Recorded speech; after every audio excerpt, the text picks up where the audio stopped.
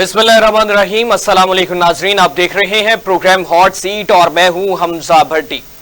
नाज़रीन, पाकिस्तान को external financing के लिए IMF एग्जीक्यूटिव बोर्ड से मंजूरी की कोई डेडलाइन न मिल सकी।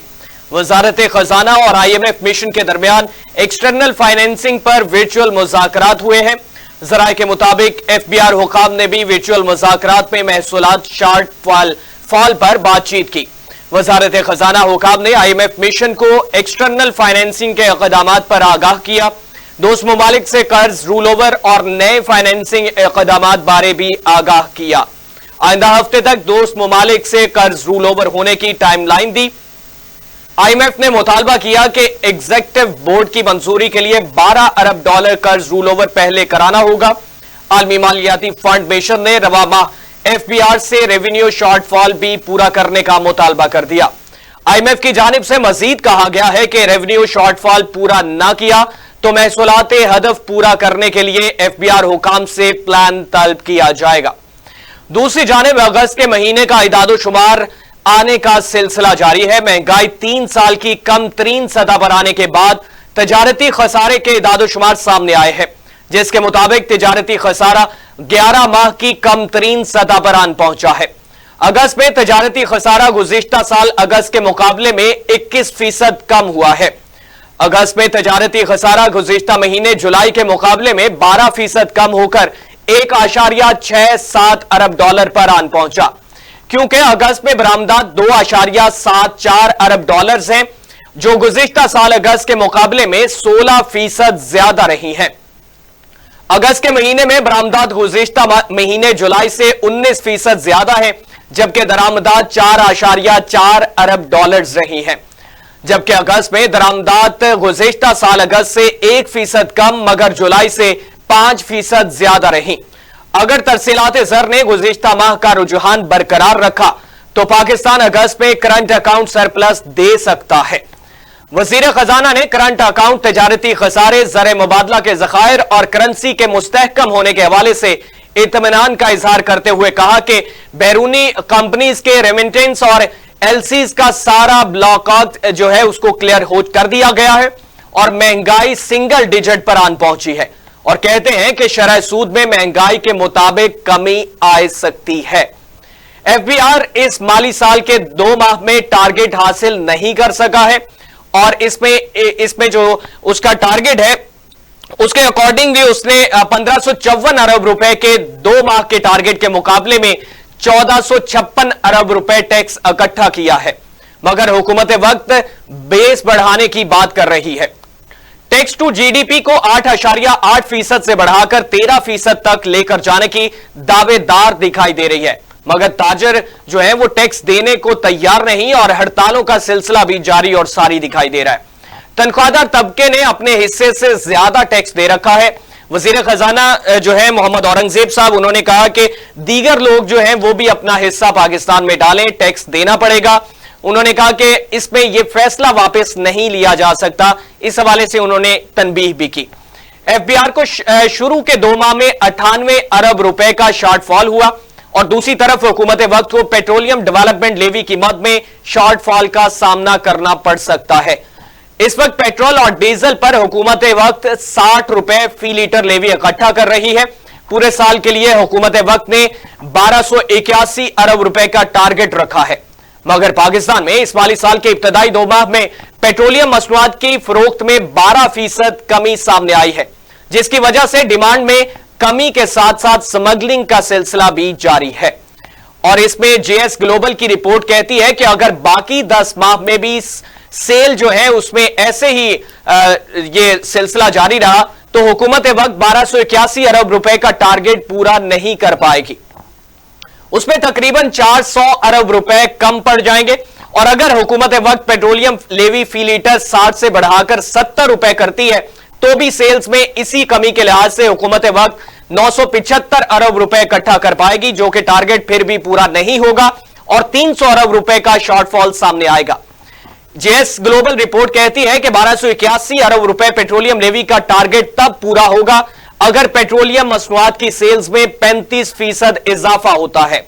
लेकिन अगर हुकूमत वक्त पेट्रोलियम लेवी फी लीटर 7 से बढ़ाकर 70 रुपए भी कर देती है तब भी सेल्स में तकरीबन मजीद 15% इजाफा दरकार होगा। हदफ पूरा किया तब जा सकता है।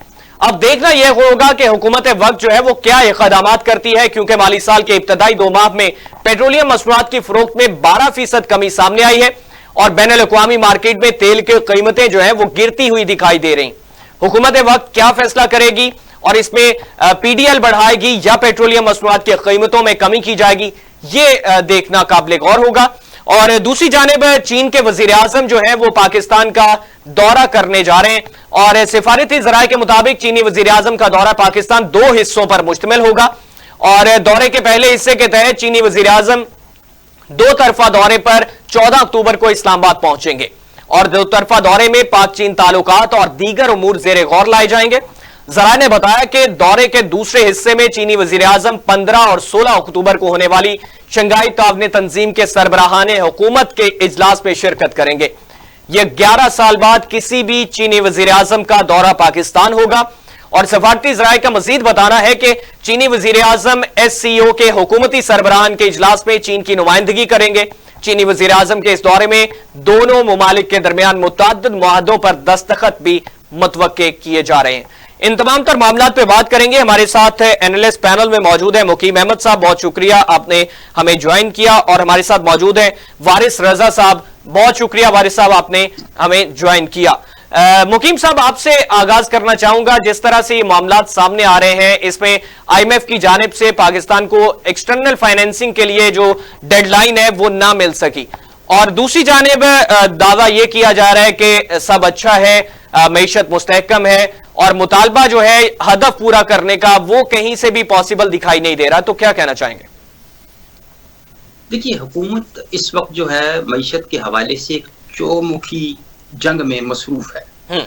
उसके लिए महंगाई कम करना सबसे बड़ा चैलेंज है, आवाम को मुतमईन करना उससे बड़ा चैलेंज है, कर्जदारों को मुतमईन करना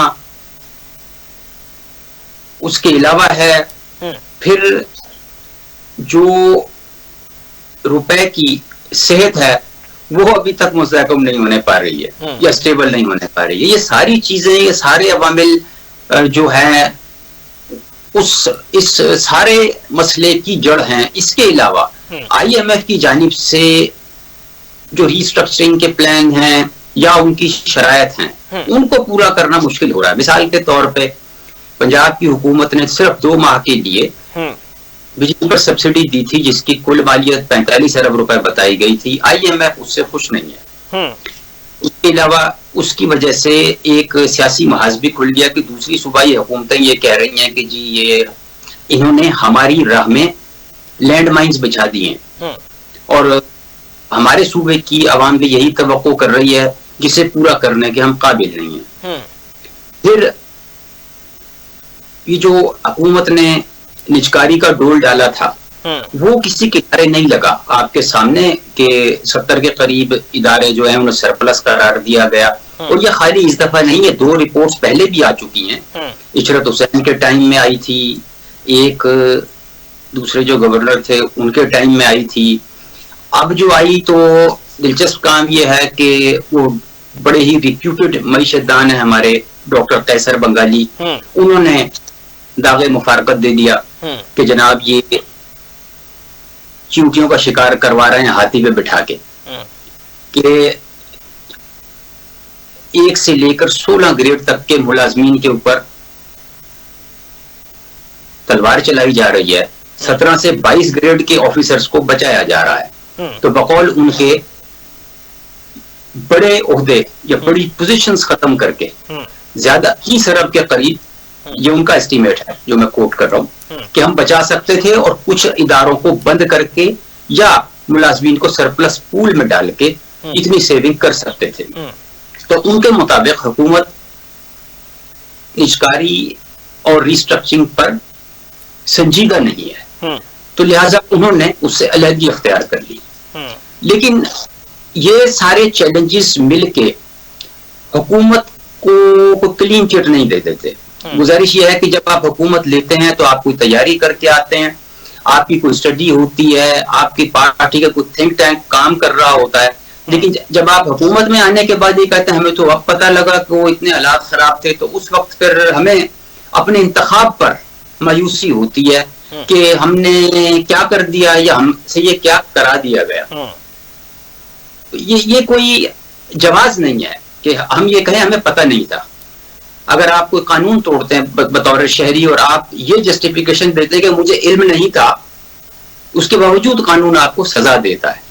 لیکن یہ ہمارا جمہوریت کا نظام ایسا ہے جس میں سزا نہیں ہے، جزا ہی جزا ہے. کہ آپ ایک دفعہ حکومت میں آ جائیں پھر جو مرضی بیانات جاری کرتے رہیں، جس مرضی طریقے سے لیوی لگاتے رہیں، بجلی کے بل پہ، گیس کے بلز پہ، سوریج کے بل پہ،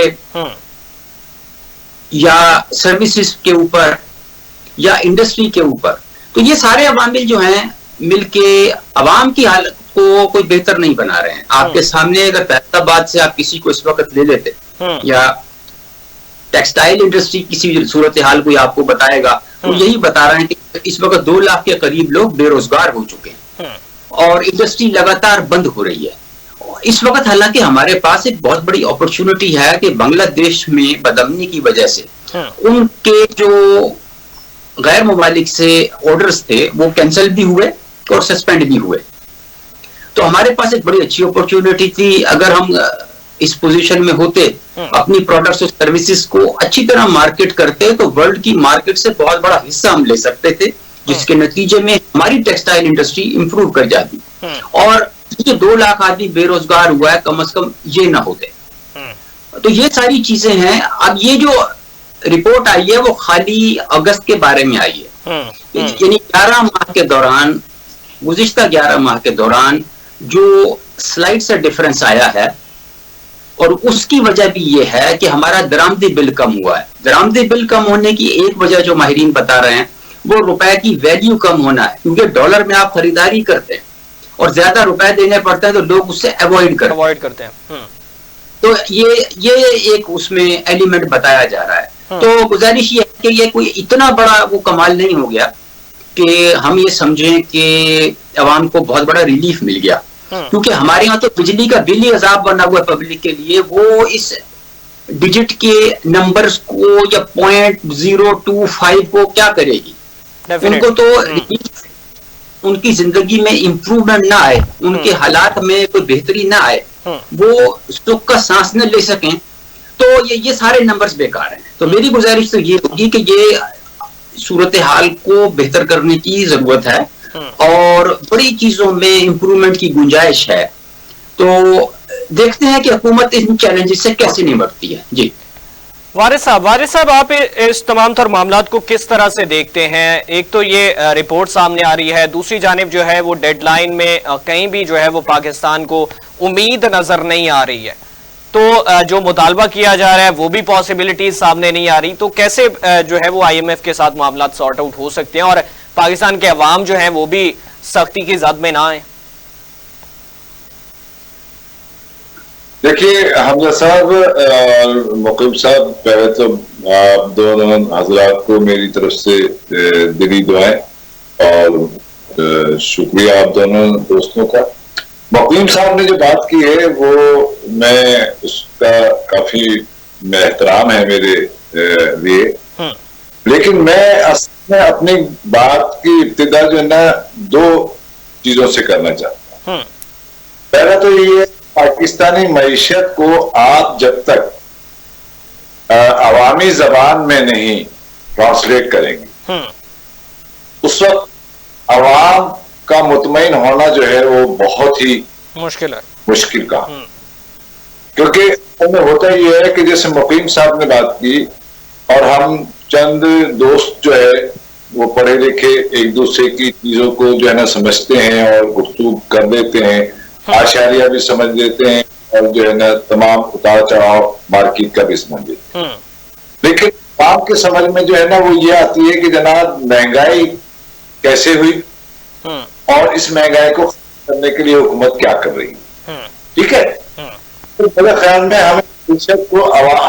ہمارا مسئلہ ایک یہ بھی رہا ہے پچھلے 77 برس میں کہ ہم نے عوام کو معیشت کے جو الفاظ ہیں اور معیشت جو موٹے موٹے الفاظ ہیں اس سے عوام کو روشناس کرانے کی کوشش کی ہے، جبکہ ہمارا لٹریسی ایشو جو ہے، یعنی ہمارے عوام کا لٹریسی ایشو اس بات کی اجازت نہیں دیتا، لہذا وہ سمجھ اور ہمارے حکومتوں کے درمیان اور عوام کے درمیان جو گیپ رہتا ہے وہ بیسیکلی اور سے اسی جو مس انڈرسٹینڈنگ ہے اس کا ہے۔ اب میں آتا ہوں اس کے دو پہلو میں، ایک ہے ملکی پہلو اور ایک ہے بین الاقوامی پہلو۔ ملکی پہلو جو ہے 4 عناصر جو ہے نا ہماری معیشت کو بہت بری طریقے سے یعنی نقصان پہنچا رہے ہیں یا انہوں نے گویا رکھا۔ ایک تو ہے آپ کی اسٹیبلشمنٹ، دوسرا ہے آپ کا تاجر، تیسرا آپ کا بیوروکریٹ، اور آخر میں آتے ہیں کہ سیاستدان۔ اب آپ مجھ سے یہ کہیں گے جناب آخر میں سب سے آخر میں آپ نے سیاستدان کو کیوں اندر دیا؟ ایک میں نے جان بوجھ کے یہ ترتیب رکھی ہے، جہاں بھی نان پروڈکٹیو اخراجات جس کو اسلحہ سازی کہتے ہیں یا اسلحے کی فروخت کہتے ہیں، جو کہ پروڈکٹ وہ پروڈکٹ نہیں دیتی، وہ جو ہے نا زر کی پیدائش کا کوئی حوالہ نہیں ہوتی، وہ زر کو پیدائش کرتی ہے، تو لہذا وہ اخراجات براہ راست عوام کی معیشت کا بہت بڑا ذمہ دار ہوتا ہے، ایک بات۔ دوسری بات یہ ہے کہ جو ہمارا تاجر ہے وہ بنیادی طور سے ابھی تک صرف تاجر ہے، ہمارا سرمایہ دار بنا نہیں ہے، نہ بنا ہے نہ ہی ہماری پالیسیز نے اس کو سرمایہ دار بننے کی طرف جانے دیا ہے، ٹھیک ہے۔ اب جب وہ نہیں جانے دیا تو اسٹیبلشمنٹ یعنی طاقتور قوتیں جنہوں نے نان پروڈکٹیو اخراجات جو ہے نا ان پر ان کا کنٹرول ہے، اس نان پروڈکٹیو اخراجات کو یعنی عوام سے کی نظروں سے اوجھل رکھنے کے لیے ان کا ساتھاری جو ہے نا سرمایہ دار اور جاگیردار بن جاتا ہے۔ جب سرمایہ دار ان کا ساتھاری بن جاتا ہے تو وہ جاگیردار اور سرمایہ دار کو جو ہے نا لینڈ کے نام پر زمینیں اور یعنی سرمایہ دار کو الیکٹرک کے نام پر یا دوسری گیس کی آسائش کے نام پر یا الیکٹرک میں جو ہے نا وہ سہولیات کے نام پر، اور تاکہ پروڈکٹیوٹی ہو اور ہماری جو ہے نا معیشت یا فیکٹری چلے، اس کے نام پر ان کو جو ہے ریلیف دیا جاتا ہے۔ تیسرا جو ہے آپ کا بیوروکریسی طور سے 2 کشتیوں میں ایک تو پھنسی ہوئی ہے، یعنی سیاستدان حکومت کرتا ہے تو بیوروکریسی اس کو بھی دیکھ رہی ہوتی ہے، اور اسی کے ساتھ ان طاقتور عناصر کو بھی دیکھ رہی ہوتی ہے کہ جو حکومت پر حاوی ہیں، ٹھیک ہے۔ اس کے درمیان کوئی فیصلہ نہیں کر پاتی، جس کو ہم کہتے ہیں نا کہ سرخ فیتا، تو وہ سرخ فیتا استعمال ہو کر وہ کبھی سیاستدانوں کی طرف جاتی ہے، وہاں جاتی ہے جہاں اس کو خطرہ ہوتا ہے کہ وہ اس کی نوکری جا رہی ہے تو وہ طاقتوروں کی طرف چلی جاتی ہے، جب طاقتوروں کا ہاتھ ہوتا ہے تو وہ سیاستدان کی طرف آ جاتی ہے۔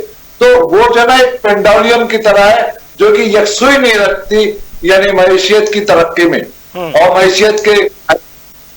اب سیاستدان جو ہے بنیادی طور سے سیاستدان مخمسے میں پھنسے ہوئے کہ پروڈکٹیوٹی کو بڑھایا جائے یا نان پروڈکٹیوٹی کو کم کیا جائے، اس کے لیے سیاستدان بڑی مہارت کے ساتھ بین الاقوامی سرمایہ کا سہارا لیتے ہیں۔ جب وہ بین الاقوامی سرمایہ کا سہارا لیتے ہیں تو بین الاقوامی ادارے آ جاتے ہیں، وہ بین الاقوامی ادارے اور یعنی آپ کے سیاستدان مل کر ان یعنی جس کو کہنا چاہیے طاقتور عناصر جو کہ نظر نہ آنے والے اندیکھے طاقتور عناصر پر زور ڈالتے ہیں کہ تاکہ کسی نہ ان کو قابو کر کے اور معیشت کو قابو کیا جائے۔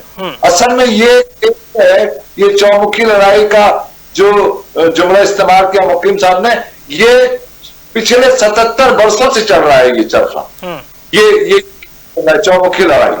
تو یہ جب تک آپ اس چومکھی لڑائی کو سمجھیں گے نہیں اس وقت تک آپ کی معیشت سمجھ میں نہیں آئے گی. سوری, آپ نے کام تو یہ کیا ہمارے ماشاء اللہ نے کہ پروڈکشن کے نام پر انہوں نے فیکٹریاں لگوائیں, سرمایہ کاری کری, لیکن پروڈکشن کو جو ہے نا وہ مواقع نہیں دیے جو کہ معیشت کو وہ سدھار سکے, کیونکہ وہ اپنے رکھنا چاہتے تھے. معیشت کو کنٹرول میں رکھنے کی کوشش کی جائے گی طاقتور گروپس کی جانب سے, طاقتور عناصر کی جانب سے, طاقتور مافیا کی جانب سے, اس وقت تک سیاستدان اور سرمایہ دار میں اس کو سرمایہ دار نہیں سمجھتا ہوں, تو وہ اپنی پروڈکٹیوٹی نہیں دکھا سکتا. اب آ جائیے بین الاقوامی معاملات کا. بین الاقوامی معاملات کہ آپ کا پورا خطہ زمین جس کو کہتے ہیں گلوب کہتے ہیں, عالمی طور سے آپ کے ہاں سامراجی اور سرمایہ داری کا غلغلہ ہے. سرمایہ داری چاہتا کہ سرمایہ داری غریب کا خون چوستی ہے, اس کا استحصال کرتی ہے, ذریعہ تلافی اس کا بڑھاتی ہے. تو بات یہ ہے کہ سرمایہ داری اگر کوئی یہ سمجھ رہا ہے فن خان کہ سرمایہ داری کوئی عوام کو ریلیف دینے کا نام ہے, تو یہ عوام کو جو یعنی ادھر ادھر بھٹکانے کا تو نام ضرور ہے. بھائی جب تک آپ کا پاکستان کی پروڈکٹیوٹی ایکٹیویٹی نہیں ہوگی تو آپ مجھے بتائیے کہاں سے درست کریں گے. آپ پروڈکشن نہیں کرتے, آپ جو ہے وہ خریدار ہیں. آپ پوری مارکیٹ سے خریداری کر کے اور آپ یہاں پر ان کے ایجنٹ بنے ہوئے.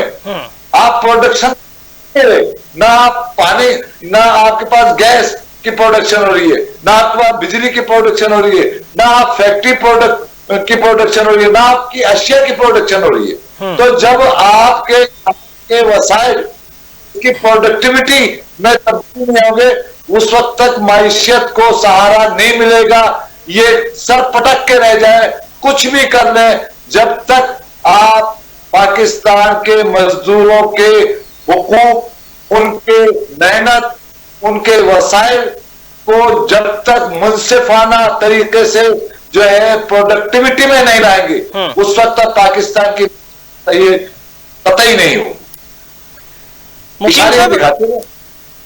دکھاتے رہے. دیکھیں یہ بین الاقوامی ادارے کیا کرتے ہیں, یہ اشارے دکھا دکھا کر لوگوں کو لالی پاپ دیتے ہیں, یہ دھوکہ دہی کرتے ہیں کہ یہ ان سیاستدانوں کے طاقتور عناصر کی پشت پڑھائی کر رہے ہوتے ہیں جو کہ عوام کا خون چوس رہے ہوتے ہیں. تو میں ان اشاریوں کو جو ہے نا ایک گمش کے علاوہ اور کوئی حیثیت نہیں دیتا.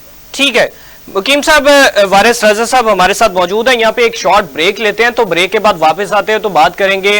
جو چائنا کے وزیر اعظم ہیں وہ پاکستان کا دورہ کر رہے ہیں اور اس میں جو دو اس میں بے اہم پہلو سمجھے جا رہے ہیں, ان کا دو طرفہ تعلقات کے حوالے سے اس کو دیکھا جا رہا ہے, اور دوسرا یہ کہ شنگھائی تعاون تنظیم جو ہے اس میں چائنا کی نمائندگی کریں گے وزیر اعظم جو ہیں چائنا کے. بریک لیتے ہیں, بریک کے بعد واپس آتے ہیں, ہمارے ساتھ رہیے گا.